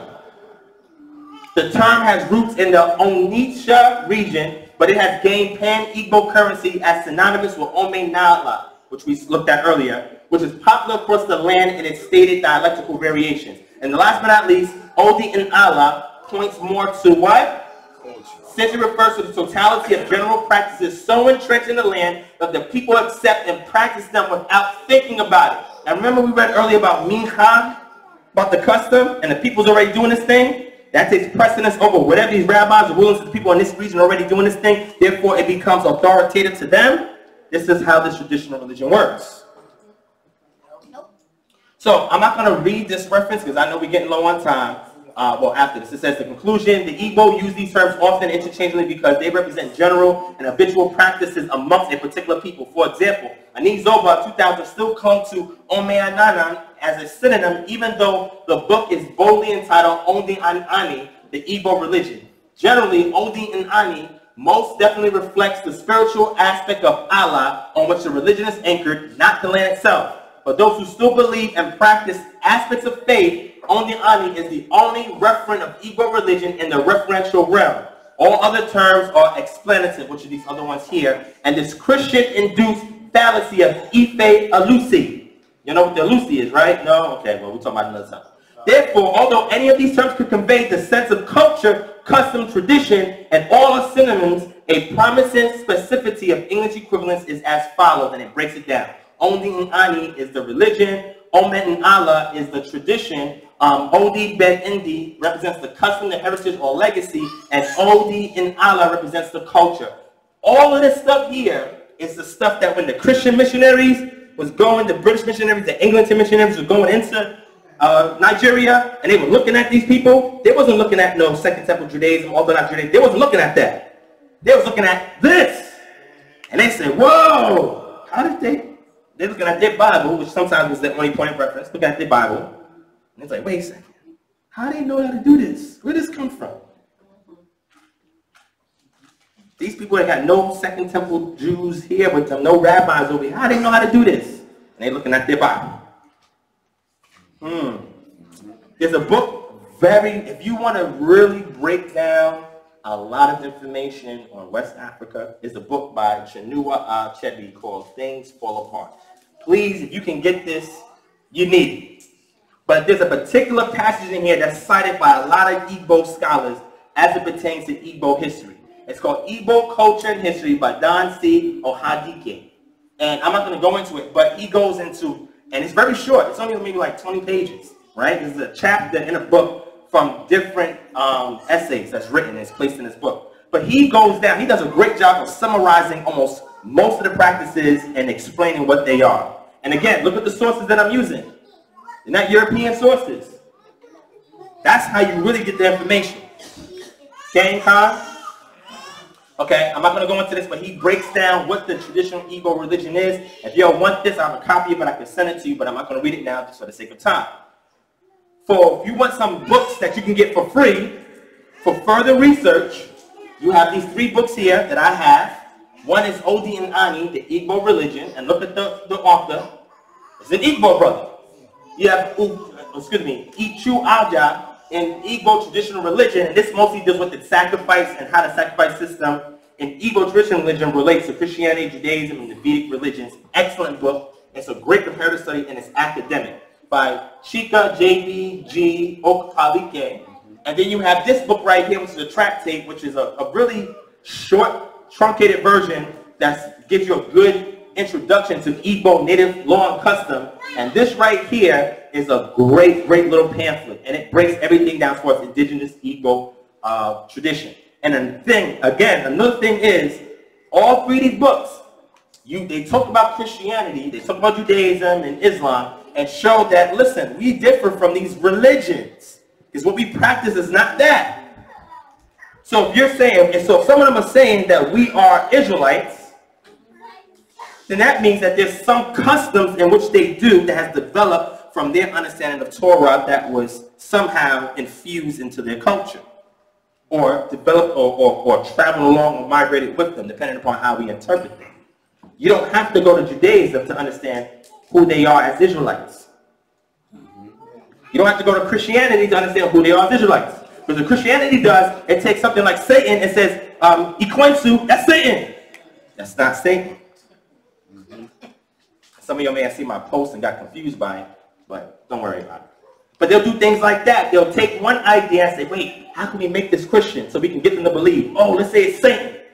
And then what they try to do is corrupt their understanding of Ikwensu and relate it more to an evil entity that's out there doing all this crazy stuff. And say, oh, your Ikwensu is just like this Satan deity in our Bible. Then over time, they start to believe it. Like, yeah, maybe that is Satan. So when you start to get into this religion, it takes you away from your cultural identity as a pre-exilic Israelite. You don't need none of these religions to understand that they're Israel and how they walk it out. All right? So last few slides is a quick cultural comparison of Jewish and Igbo halakha. I'm not going to read none of this, but I'm going to show it to you and then I'm going to summarize it. Circumcision, the Brit Milah. How many of y'all know what this is, or this practice? This is from the Encyclopedia of Judaism, which is an Oxford publishing.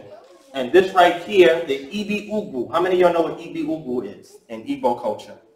That's also their form of circumcision. And when you look at it, 8th day circumcised, a few people maybe 3rd day, some maybe they didn't get a chance to do it on the 8th day, so they do it a little bit later when the child is a little bit older. But most of them in 2 academic medical articles where they did a consensus on all Igbo peoples, whether they're Christian, whether you're traditional, and they asked them, hey, do you guys still practice circumcision? Most of them said yes. And most of them say it's on the 8th day that we do it. So the 8th day. Now remember, circumcision is not unique to anybody. It's been being done for ages. But the specifics of how you do it, now what you're looking at is halakha. Because you got one group that does it this way according to the Mishnah and Gemara and the Talmud and then all their rabbinic sages and what they say. These other people, they were just in the land and said, listen, this is some codes that we bring with us. So now that we in the land, we got to do things in accordance with the earth. And in order to sanctify, because remember the sanctity of our needs, sanctify the land in which we're in, set it apart, we should practice it this way. So now they're developing what we're examining to be halakha. Postnatal seclusion. You have over here is what's called what? And over here is the Omugwo. Omugwo is the seclusion of the mother who just delivered a child. They also have this practice there. And it's a way in which they do it. Can't read it because we got to save time. But then you're looking at this and saying, oh, that's their halakha. We both look at the same legal code, but how we practice it, this is how they do it. Postnatal what? Over here it's called the Mikveh. Over here it's called the Iputa na Omugwo, or coming out of seclusion. Once they come out of seclusion, they have to go through a ritual bath immersion in a flowing stream of water, of river water, where they set their feet in first, and then there's other things that they do for purification, and then they bring some other people, females in the community, to join in with them. This typically happens 28 days after the child is born. And in Jewish culture, or the Jews, or the Bible, it's normally what, 33 days if it's a boy, and 66 days if it's a girl, right? And then you have your 14 days of your full Niddah, right? On the 8th day completes your partial Niddah, where then you can then offer the child to be circumcised. So we're seeing the same legal code, but the way they're walking it out is a little bit different. This works for their community. This works for their community. Are y'all following me? I'm not saying this is wrong. If some of y'all do it, that's fine. I'm just saying, I'd rather go on this side. That's just me. Then they have a newborn male naming ceremonies. And this is part of the Brit Milah. It's a whole entire ceremony practice where after they do the circumcision, then they do the naming ceremony. Over here, they also have a naming ceremony, which is similar. You get the family, the friends, you do the cola nuts, the wine. Over here, you do wine as well. Why are they using wine? You got palm wine over here. Very interesting. But what you see that's a little bit different in naming ceremony, that this typically happens after the woman commences her 28 days. When you learn about the Igbo calendar, you'll understand this a little bit more. And then over here, this is done when? This is done at the Brit Milah, that they have the circumcision and the naming ceremony. So if I was to look at this and I say, wait, where did I come from? Oh, I came from West Africa. And this is how they do their halakha over there with the legal code. I think I'm going to follow this side. Are you following me? This has nothing to do with Second Temple Judaism, Orthodox Judaism, Reformed Judaism, none of that. It has nothing to do with these people. It doesn't work for them. It doesn't work for them. Okay. So let me show you something real quick. I wish you could play. Probably not going to play. What I was going to do is I was going to show you the difference between how they do it and then how they do it. Oh, you don't want to see it? Yeah. You sure? And then after I show you, you let me know which one y'all want to do.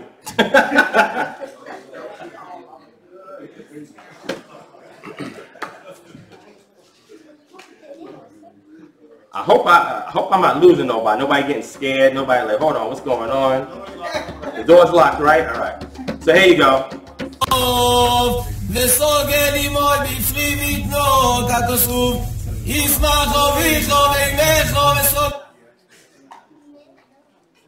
And I'm not saying this is wrong. If you want to do it, that's fine. But wait, but just remember how this developed. I explained all the history to you before. It works for them. It works for them, right? Remember,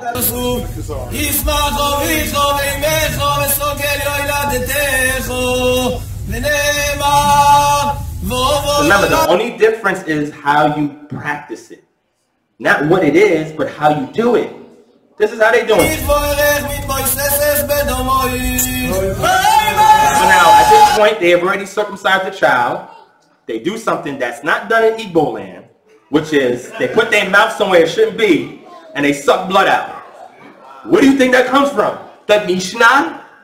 That don't work for my community, I'm just saying. Okay. And they actually spit it, and they actually keep some of that blood too. It's really interesting. So look, you got people just yelling over you and, as a baby. Think about that as an 8-day-old baby. You just got these people just yelling over you, just screaming. That's part of their culture. Okay, no problem.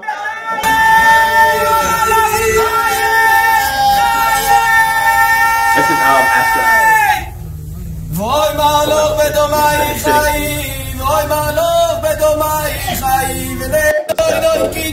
they're already recording, they're doing all this, right? Look, they're sipping their wine. And remember, we have palm wine that's done by the Igbo. This is their practice. How many of y'all ever seen one or been to one of these before? Raise your hand. I've been to one years ago before I was an Israelite. I didn't know what the hell was going on. Right? It was just, I was like, oh, this is different.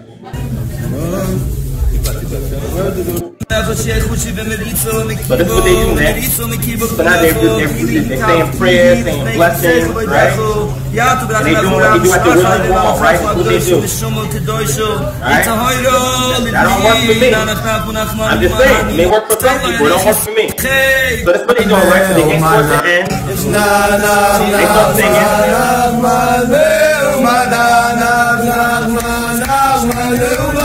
That's what they call celebration.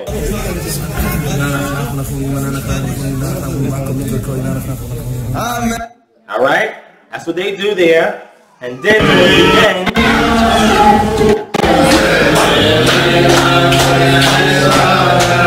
that's how they celebrate. I see no soul there, but that's maybe things.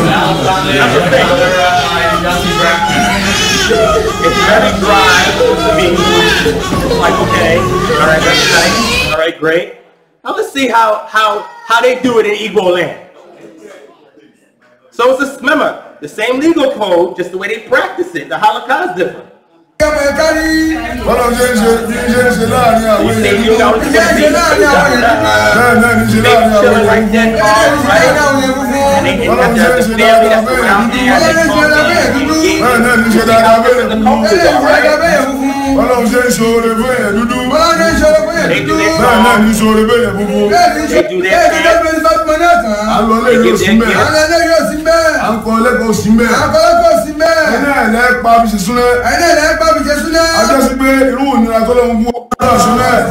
This ceremony goes on for some time.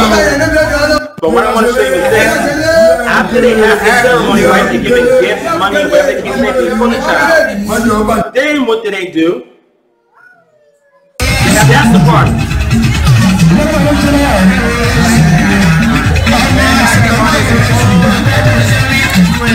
Everybody get moving, everybody dancing. Look out, it's an after party.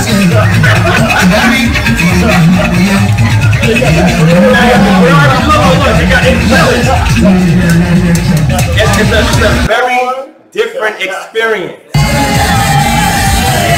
Not to the soul in there, right? I think what that look like to me, right?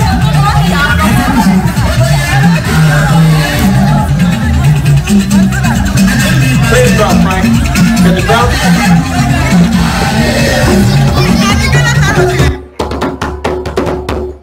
Wait, slow down. People say, hold on. People say, slow down, Frank. People say, well, how do you use the drum in your congregation? I'll say that's part of our halakha. You must ain't get the message. Play that drum, Frank.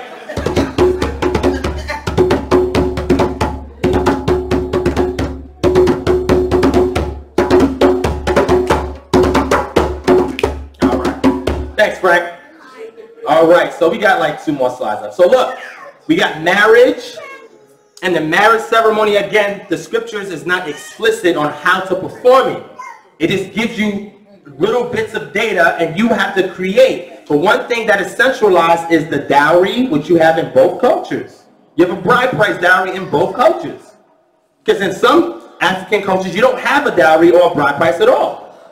But they happen to have that. And not just that, also the introduction to the father of the woman, of the bride, and how that's performed.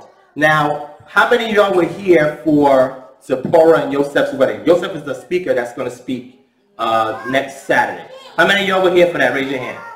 All right, yeah, you remember when after this, oh yeah. You remember where after, you know, they did most of the stuff and everything like that. Towards the end, you had a situation where the actual bridegroom, he was hiding, right?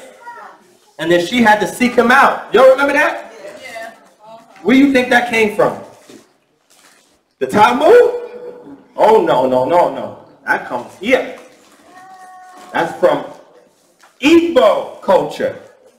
Somebody did their homework. That's exactly what they did. Only after she has found the groom, she offered the cup to him and sipped the wine. The couple is married traditionally. During this ceremony, the celebrating couple will at a point be called up to the Okpupu, which is the canopy, or in the Jewish ceremony called the chuppah. It's the same type of thing. It represents the chamber. Going in, him taking her into the chamber, which is symbolizing that I'm going to take care of you. They have a similar ceremony. There's a lot of similarities, but there's also some noted differences because this is how we do it. This is how the people who have the same shared common ancestors as us, who are more culturally intact than we are here in America. We got more intellect, they got more culture. So they should not be jumping all over Africa, going to Israel, trying to find out what to do. They need to look towards us, we need to look towards them, and need to work together. That's why we're losing. Which one? That last sentence. This one? Oh, there's much merrymaking, feasting, and drinking. Yeah. And if you see what I showed you before, the marriage is sort of similar to that. They cooking food, chicken, fowls, and making chicken, right? And other little goods, and you know, they use cola nuts and palm wine and the type of stuff that they eat over in Igbo land. One thing in Igbo land that they have as a commodity is yams. Y'all know about the yam industry in Igbo land? Mm-hmm. That's a very important crop, and they have feasts around what the earth gives them. They feast around it. Wait, Israelites, when they do, they got the barley because they're in Israel, but when you're outside of Israel, you're taking that legal code going somewhere else, you have the minhag or the custom that's developed alongside of it, then you're going to look at what the crops are. Oh, we got yams? Let's feast and thank our supreme deity for providing us with this harvest. They did miss that. Over here in Georgia, we can look for the peach trees. Oh, look, the peaches is growing. Let's thank the Most High for that, because that's what we got growing in here. Where we at? So you're taking the same understanding and applying it based on your environment, because there's going to be differences based on where you live. You think the Mizrahadi, the Yemenite, the Sephardic, and the Ashkenazim all practice things the same way, but they still recognize each other as Jews, or so-called Jews, whatever you want to call it, but they disenfranchise us because we do it a little differently. We got a little more soul in what we do. The stuff that we do today, where do you think it comes from? Most of it comes from our West African ancestry. Right. And then we're afraid to study the indigenous culture because we think, oh man, I'm going to be entangled in West African spirituality and I'm going to disown the Most High. That's not what we're saying. I'm saying if you want to equip yourself to be better at performing these things, you got to see how those with a shared common ancestor, but they're still culture intact, how they do things. Because when people were going over there, examining these people, they were not practicing Second Temple Judaism. They were practicing only Anani and Ona, Ome, and Allah. And by looking at those things and how they perform certain things, you're like, you know what? I think there's some Israelite ancestry here. And the people thought about it and said, maybe that is true. And they investigated it. Then they had their experts go and examine it. You have pros and cons. But ultimately, when you understand how that works, that is their halakha. So we're going to draw on how to practice the legal codes. We need to look at the people we came from, not the people we didn't come from. Okay. So I was going over the mourning for the dead, and Igbo is the Igbankwu, and it's called a sitting. You have a sitting Shiva, and you have a Shiva, which is the mourning in Jewish culture, right? But there's a lot of similarities. Again, the way they perceive death and how they mourn is a lot of similarities because they're practicing halakha based on what works for them in the land, the things that are done in the country, so we can preserve the sanctity of the earth and we can thank the Most High Power, which is Chukwu, which is his personal name, the Chi, which is the personal divinity that's in us that connects to Chukwu, and Ani, which is the earth deity, or the Adamah that we must be entangled with, so that way we can respect the land that the Creator has given us and he won't spew us out. You see how I'm kind of shifting things? That's how we have to understand our scriptures from those who share common influence. So these are two books with two people who actually have PhDs that actually did their own cultural analysis. Read it, eat the meat, spit out the bones, take a look at it for yourselves. You can purchase these for cheap. If you have Amazon Kindle, you can get it. I think one of them is from Unlimited, and I don't know. But you can check it out. I have both books. If you want to look at it afterwards, I can show it to you. And I have the other books if you want to look at anything in there. But here's the kicker, and we're done. Are northern tribes in Africa acknowledged by Halakhic Jews? So if there are Jews that are in Europe that are practicing halakha, historically, can we point to a period in time where they identified northern tribes in Africa as authentic Israelites? Because if they do, we got another conversation. Do you all think that happened? Yes, no? If it is, it's buried. But look at this. And before I do this, I was aware of this reference, but I never read it. You know who helped me out with this? Shout out to my brother Zion Lex. He posted this. And I think he did it for his own personal reasons. But I looked at it and said, whoa, this helps solidify what it is that I was trying to say. It gave me more tools to use. So if you look up Vilna Gaon, anybody can look him up, just type his name in. He's a very renowned Kabbalist, Talmudist, Halakha rabbi. He is one of the great rabbis. His students decided to write a letter to northern tribe Israelites that were in Africa and asked them for help. Oh, wow. Oh, wow. Let me rewind back. Somebody, y'all can write this down. Go back and read it. I'm not going to read it. But they were having issues in their land. They didn't know what to do. So they was reaching out to a northern tribe Israelites that was located in Africa and said, hey, we have 4 requests. Can you help us out? Wow. So when they tell you, oh, ain't no Africans in there that's historically recognized as, I'm like, whoa, did y'all read this? And not only did they write a letter, they sent a carrier to go bring the letter, and he sent word back, which means these tribes were in Africa. These tribes were in Africa, and they were communicating with them. So when they tell you there's no northern tribes in Africa, sometimes they give you the better Israel, the Limba. No. They recognized more than just them. They said Dan was there, Naphtali was there, Gad was there, Asher was there, Issachar was there, Zebulon, Reuben, Ephraim, Manasseh, and Simon. He's like, all of them are there in Africa. Settlement is in the land. Yeah. Where? Who sits? Yeah, next one down. Where? Right here? Oh, whose settlement is in a land beyond the rivers of Nubia or Cush, whose camp according to their banners, and it gives you the various tribes, constantly involved in Torah study. But they're not following the same halakha as you, but we have a historical point of reference where they identify that northern tribes in Africa were really in their Torah studies. Not only were they in Torah studies, they were prospering in Africa. And they weren't. And they needed help. How do we do this thing? We don't know how to do this. We need help with that. Can you help us? That's nail in the coffin. This is the historical, like, go look it up. There's correspondence, go look it up. Not making this up.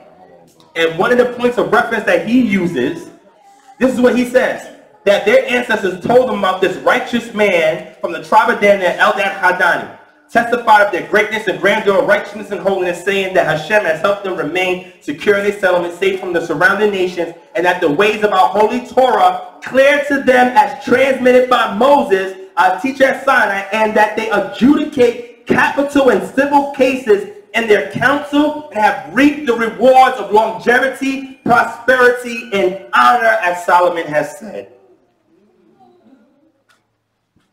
So at some point, some people say, oh, you know, Eldad Hadani, what he's saying is a myth. They found those people there and they wrote letters back and forth to them. And they acknowledged the greatness of those African people that were northern tribes. Does this help anybody? Everybody got quiet. It's like a pin drop. I mean, listen, right? All right, so conclusion. Where should we go from here? Come on now. Study the Torah. and use the narratives and the legal codes as a what? Template. That's what they did. But here's the difference. We also must study the Igbo traditional religion of Odin Nani, along with Ome Nan and Allah, and Odi Ben Indi, and Odi and Allah, and extract the what? Halakha from it. Because those are our closest relatives. Those are people we call Jews today. They go and look at the culture of their ancestors, and they pull from it and see, oh, this works with us over here. We pulling from their same ancestors, and we neglecting our own people. So once we have the foundation, then we start to build a house, and then once the house is getting old over time, we must renovate it. So now we must utilize this data to formulate a new cultural paradigm in our diaspora to resolve our what? Community issues. Not just to wake people up telling them that the Most High is going to destroy this place, but until he does that, you still living here. Now what? That could take 100 years. That could take 5 years. That could take 1,000,000 years. Right. You're still here. Right. But you still have these same issues, and you're not doing anything to fix it because you don't want to live under the curses. Hey, more power to you. But if we're going to rise or have some degree of breathing room or prosperity and be acknowledged like those other Jews in Europe acknowledge those African Israelites, we have to have a game plan going on, and we got to live it out so that way we are benefiting from it. This is how the game plan should be. Not jump over the second step of Judaism and see how they do things, because they claim that that's not even us. You northern tribes. Y'all understand? You get it? Working? Yes, no? Yeah. All right, we done. So on that note,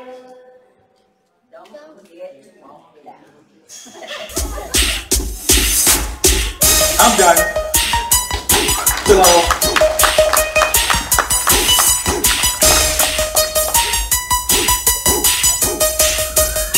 Get up, I'm saying we're gonna close it out with another round for that presentation on our Black History